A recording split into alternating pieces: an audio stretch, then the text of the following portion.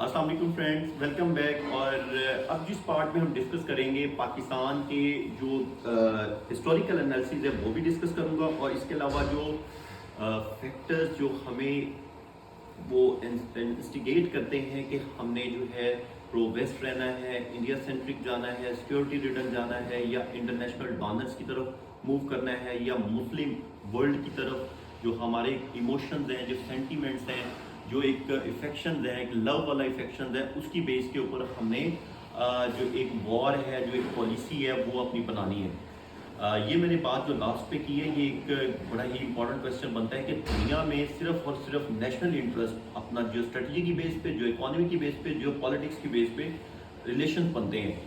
उसमें अपने self interest को कंट्रीज देखती हैं। लेकिन पाकिस्तान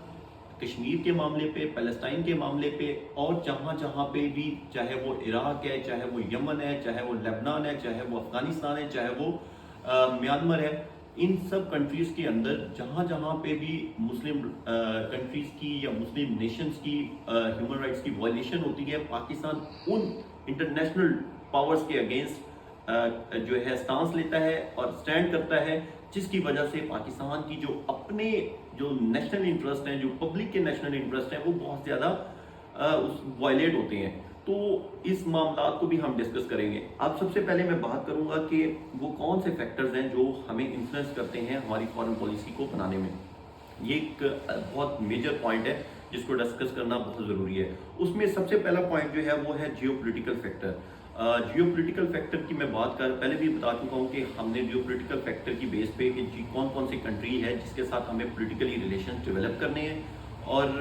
जो हमारे मसाइल हैं, जो हमारी जियोग्राफी को देखते हुए, जैसे इंडिया के साथ हमारा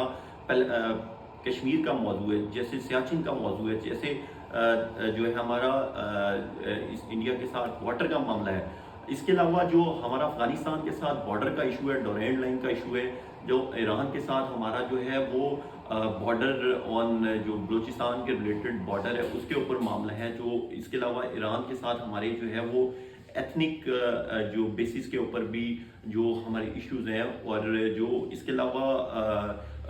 मैं बात करूंगा हिस्टोरिकल फैक्टर में बात करें तो हमारा जो एक तसलसल चल रहा है, प्रो वेस्ट तसलसल चल रहा है, उसको सामने रखते हुए हमने जो रिलेशंस जो डेवलप करने होते हैं, ये भी एक फैक्टर है। जो इकोनॉमिक फैक्टर तो सबसे बड़ा फैक्टर है, क्योंकि पाकिस्तान हमेशा जो है उसकी एक $353 बिलियन की जीडीपी है, और जो पर कैपिटा इनकम है वो $16 एनुअली जो है पाकिस्तानी की है। तो इस मामला को देखते हुए कि पाकिस्तान एक बहुत ज़्यादा जो है इकोनॉमिकली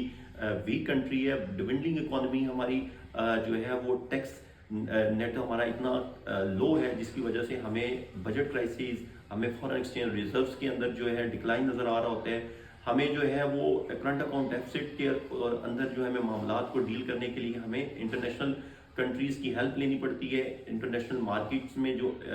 बायलैटरल और मल्टीलेटरल बैंक्स होते हैं उनकी हेल्प लेनी पड़ती है। तो ये जो इकोनॉमिक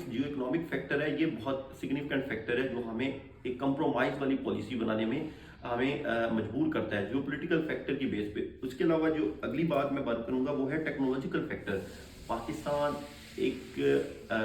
वीक कंट्री सेंस में भी है कि जिधर टेक्नोलॉजी का फुकदान है। हमारी एग्रीकल्चर में ट्रेडिशनली वे से वही बीज बो रहा है किसान, उसी तरह से कटाई कर रहा है। तो ये जो मामलात हैं, इनको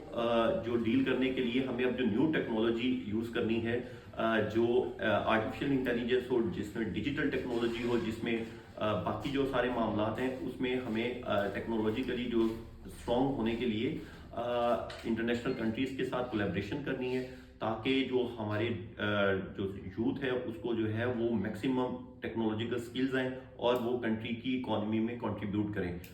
थैंक यू सो मच।